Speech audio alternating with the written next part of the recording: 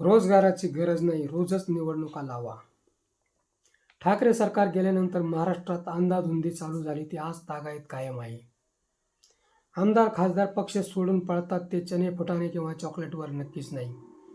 महापालिका 2026च्या निवडणुकात कोटी, 10 कोटी, 15 कोटीच्या ऑफर उमेदवारांना उमेदवारी मागे घेण्यासाठी देत होते. एवढा पैसा येतो कुठून?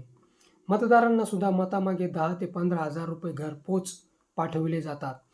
मग लोकशाही सर्वांनी शोधायची कोठे?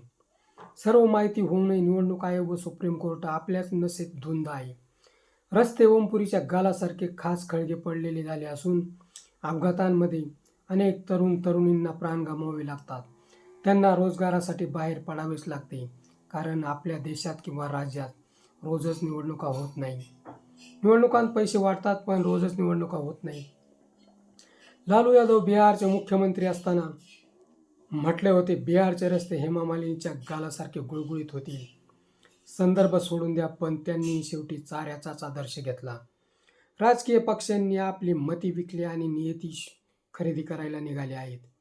कापलेल्या करंगळीवर धार न सोडणारे निवडणुकात कोटी कोटी रुपये वाटतात, उधळतात.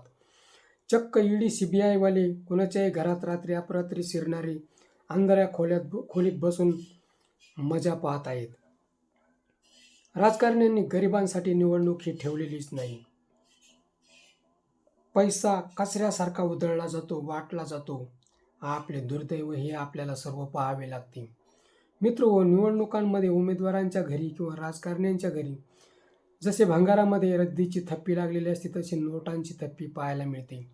आपले हे दुर्दैव आहे की राज्यघटना आणि संविधान सांगते हिंदुस्थानात कायदा, राज्यघटना आणि संविधान हे सर्वांसाठी सारखे आहे. परंतु मालमत्ता आणि संपत्ती विषम प्रमाणात सर्वांकडे विभागलेली आहे. निवडणूक आयोग आणि सुप्रीम कोर्ट हे आपलेच हातोडे आपल्या डोक्यात मारून घेत आहेत. त्यांनी सर्वसामान्यांसाठी काहीच ठेवलेले नाही. मित्र, हा व्हिडिओ कसा वाटला ते कमेंट बॉक्समध्ये सांगा. ॲक्शन मराठी चॅनलला सबस्क्राईब करा.